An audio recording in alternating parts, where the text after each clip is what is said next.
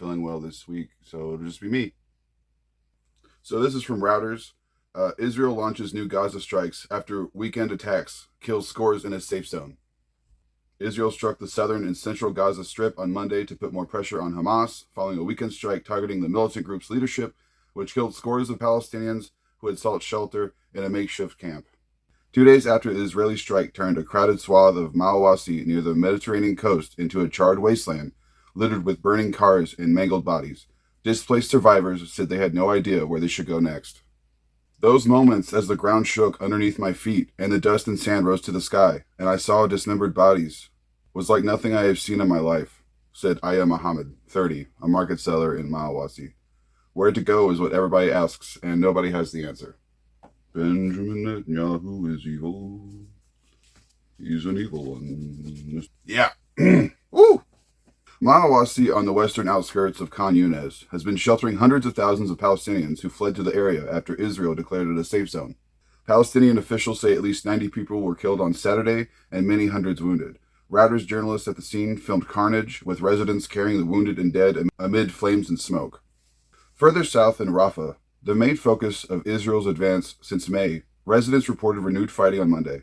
Israeli forces in western and central parts of the city blew up several homes, they said.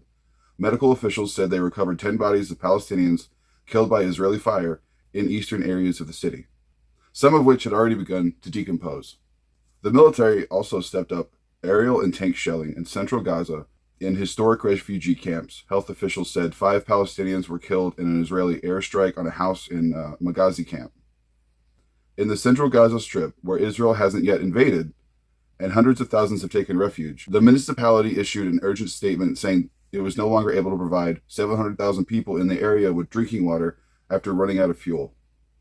We urge citizens to preserve what is left in their private tankers, and we stress the need to maintain the spirit of cooperation and sharing, the statement said. Speaking amidst the rubble of his family home, Walid Tabed told how an Israeli strike earlier on Monday had killed members of his family. Rescue workers and neighbors sifted through the debris to search for survivors buried beneath the wrecked building. My mother, an elderly woman, was sitting with me upstairs. She went downstairs, and after 5 minutes, I pulled her out from under the rubble. We also pulled my sister out from under the rubble, and my sister's children too, said Tibet. Those who died are my mother, my sister, and my sister's children. One was 2.5 years old, and the other 2. I don't know what happened to them. God willing, may God save them, he added. Saturday's carnage in Mawasi, one of the deadliest Israeli strikes of the war, has overshadowed negotiations that both sides had previously described as the closest yet to a lasting ceasefire. A senior Hamas official said on Sunday the group had not walked out of the talks despite the Mawasi strike. Following the Israeli strike targeting Deif, Blinken expressed serious concern about the recent civilian casualties in Gaza, Miller said, adding that Israel had a right to target militants but must do more to reduce civilian casualties. The Gaza Health Ministry said at least 38,000 Palestinians have been killed in Israel's military offensive since October 7th.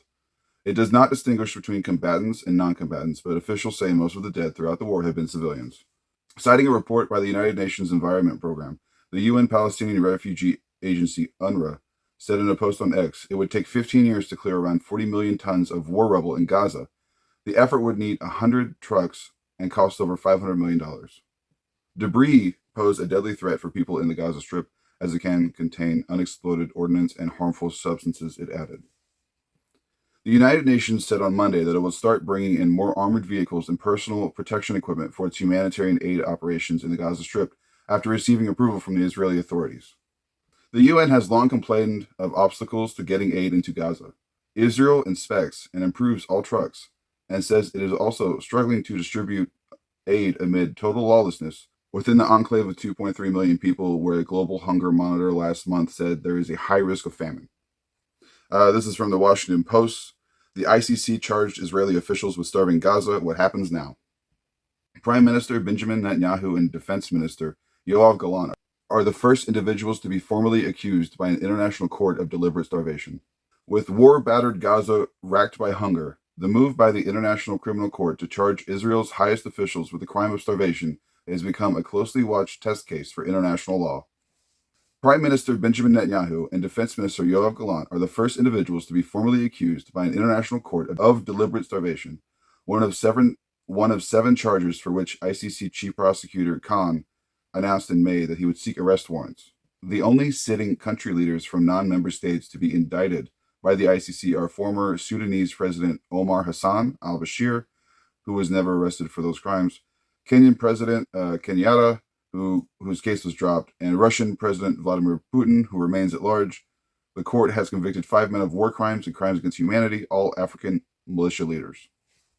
Israel rejects accusations that it is carrying out a policy of starvation, saying its war is only against Hamas militants and not Palestinian civilians. Then why do you keep killing them all? Indiscriminate bombing. Asked to comment, a spokesperson for the Israeli Prime Minister's office forwarded remarks Netanyahu gave last month to the French newspaper Le Figaro. The allegation of a deliberate starvation policy is totally baseless, he said. We enabled over 25,500 trucks since the beginning of the war to enter Gaza, bringing over 500,000 tons of food and medicine. We've enabled so much food into Gaza that the price of food plummeted by 80%. There is a full-blown famine in Gaza. There are babies starving in Gaza.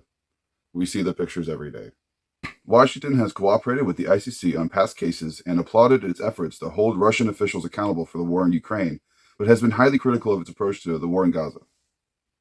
Whatever this prosecutor might imply, there is no equivalence, none, between Israel and Hamas, President Biden said in a statement on May 20th when Khan announced he was also pursuing arrest warrants for war crimes committed by Palestinian militant leaders. We will always stand with Israel against threats to its security. Fuck Joe Biden. But U.S. officials have also repeatedly criticized Israel for failing to facilitate aid deliveries and protect humanitarian workers. This conflict has been one of the worst in recent memory in terms of how many aid workers have been killed. Biden said in early April after a deadly strike on a World Central Kitchen convoy, this is a major reason why distributing humanitarian aid in Gaza has been so difficult. What makes this case stand out, Khan said, is not just the rapidly deteriorating situation on the ground in Gaza, but also official statements by the 2 individuals being charged. The ICC's founding statute lists intentionally using starvation of civilians as a method of warfare as a potential war crime, meaning that a prosecutor must establish that food and other staples are being deliberately withheld from the civilian population. Statements from senior Israeli officials articulating a plan to seal off Gaza from the outside world, despite the dependence of its 2.2 million people on international aid, date back to the earliest weeks of the war. 2 days later, Gallant declared on video that he had ordered a full siege of Gaza. No electricity, no food, no fuel, he said.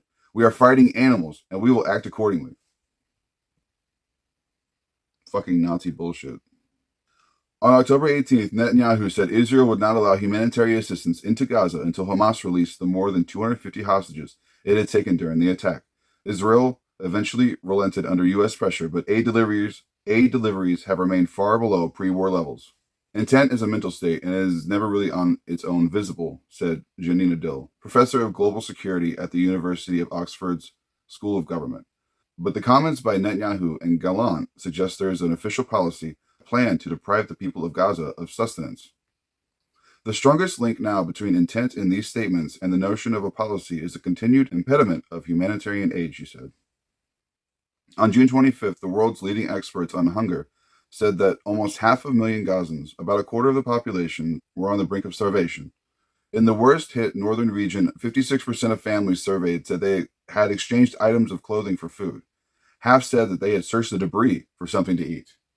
In a document published alongside ICC Chief Prosecutor Khan's May 20th statement, a panel of independent experts who reviewed the case files agreed to his assessment on all the charges, including starvation. There are reasonable grounds to believe that Netanyahu and Gallant formed a common plan, together with others, to jointly perpetuate the crime of using starvation of civilians as a method of warfare, it said. In addition to aid shortfalls, Israeli airstrikes and bulldozers have destroyed farms, greenhouses, and orchards, devastating the enclave's ability to grow its own food. Military operations have also heavily damaged Gaza's water grid, electricity network, and healthcare system. Children began dying from complications of malnutrition as early as February, doctors told the Washington Post at the time. There were improvements in the delivery of aid in March and April as the pace of fighting subsided, but aid officials say Israel's invasion of Rafah and the closure of the most vital crossing into the Gaza Strip has made it effectively impossible to deliver supplies. Humanitarian groups have said Gaza needs about 500 trucks per day to meet its basic needs, a figure that was never reached in 270 days of war, according to UN figures. On some days, it has fallen to single digits. Kogat, the arm of Israel's military in charge of facilitating aid deliveries, referred questions about what it was doing to increase the flow of the National Security Council, which did not comment for this article. Relief workers say Israeli regulations on access to crossings and freedom of movement severely constrain their operations. Often they do not have permission to reach supplies that await them at the border, they say. When aid convoys are ready, the Israeli military frequently denies them permission to move through the enclave, and looting has become a growing problem as civil order collapses. The war itself remains the greatest barrier to humanitarian relief. Gaza is now the deadliest place in the world for aid workers. The United Nations said this month at least 250 have been killed since the conflict began. We are running out of languages in which to convey the government of Israel the needs that we have. Head of the UN Humanitarian Affairs Agency of Gaza's office said last month, "I have no fuel. I'm running out of warehouses. You're killing my staff." Rather than focusing on individual incidents, Khan will try to build a wall of evidence to make his case. Public statements will form bricks in that wall, but Khan will need to connect those with a pattern of conduct. The question is whether those involved deprive civilians of those indispensable to their survival, either with the purpose of denying sustenance or in the knowledge that civilians would starve as a result, he said. I mean, not only are the Israeli officials being indicted for the starvation case, the ICJ has said it's plausible that Israel is committing a genocide against the Palestinians, stating that Israel must immediately halt its military offensive and any other action in Rafah, which may inflict on the Palestinian group in Gaza conditions of life that would bring about its physical destruction in whole or in part. I'm pretty sure they're still going on business as usual. This is from Monthly Review Online. 186,000 Palestinians or more killed in Gaza. This was also in MSNBC. This was all in major publications from Lancet. A new study by the peer-reviewed medical journal The Lancet estimates that the current death toll from Israel's brutal assault on the Gaza Strip, which the International Court of Justice has described as plausible genocide, is at least 186,000. This would translate to nearly 8% of Gaza's population. The bombshell death toll estimate is roughly 150,000 more than the current numbers offered by the Gaza Ministry of Health. If the Lancet figure is correct, then the IDF has killed 169 Palestinians for every Israeli killed on October 7th. The Lancet notes that between October 7th, 2023 and June 19th, 2024, the Israeli military has killed 37,396 Palestinians in the Gaza Strip, per the Gaza Ministry of Health. While the Israeli government has attempted to discredit the Ministry of Health's casualty figures, the report's authors write that the numbers have been accepted as accurate by Israeli intelligence services, the UN, and WHO, as well as independent analysis. Data on Palestinians killed by the IDF has become increasingly difficult to collect due to the IDF's destruction of Gaza's infrastructure. Even so, the authors argue that the number of reported deaths is likely an underestimate. The Lancet distinguishes between direct and indirect deaths, Palestinians directly killed by the IDF, and those killed as a result of health implications caused by Israeli violence. As the authors note, the combined total of direct and indirect deaths is already enormous due to the IDF's destruction of healthcare infrastructure, food and water shortages caused by Israeli blockading of aid into the Strip, the IDF's bombing of supposed safe zones, and Western countries cutting funding to UNRWA. In recent conflicts, the authors write, indirect deaths range from 3 to 15 times the number of direct deaths. Therefore, a conservative estimate of indirect deaths for every Palestinian directly killed by the IDF brings total deaths up to 186,000. The actual number may be much higher. In March of this year, former U.S. presidential candidate Ralph Nader argued that the death toll published by the Gaza Ministry of Health is a substantial undercount. Significantly, the Ministry of Health only reports the deaths of those named deceased by hospitals and morgues. But Israel bombs Gaza hospitals as a matter of policy, kills healthcare workers, and abducts and tortures hospital administrators. Israel's 9-month assault has sent Gaza's healthcare infrastructure teetering on the brink of non-existence. The rubble continues to pile up with no end in sight, burying untold thousands of unidentified victims, while aid is barred from entering Gaza and humanitarian agencies are deterred by targeted assassinations of aid workers. Last month, Save the Children reported nearly 21,000 children missing in Gaza. There is simply no way the Ministry of Health's death toll has kept up with the actual number of dead, and yet media outlets continue to report it, ignoring evidence of the actual number of Palestinians killed by Israel is likely much higher. As a result, many observers are left with a faulty impression of the magnitude of Gaza's devastation. By denying the world access to the true death toll in Gaza, Israel is acting once again as a complete rogue state. But Western governments don't see it that way, because they are supporting Israel's war on Gaza. They seem to believe that international law no longer applies. By pressing forward with the mass killing of Palestinians despite international calls for a ceasefire, Israel stands condemned before the world, a criminal pariah state. And the West, by supporting bloodshed and repressing domestic resistance to its blindly pro-Israel orientation, will forever be marked as active participants in the genocide of Palestinians.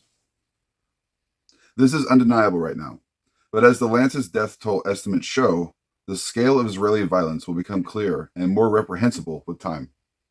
As the death toll increases, so does Western complicity in the eradication of Gaza, one of the most documented, shocking, and abhorrent crimes against humanity this century.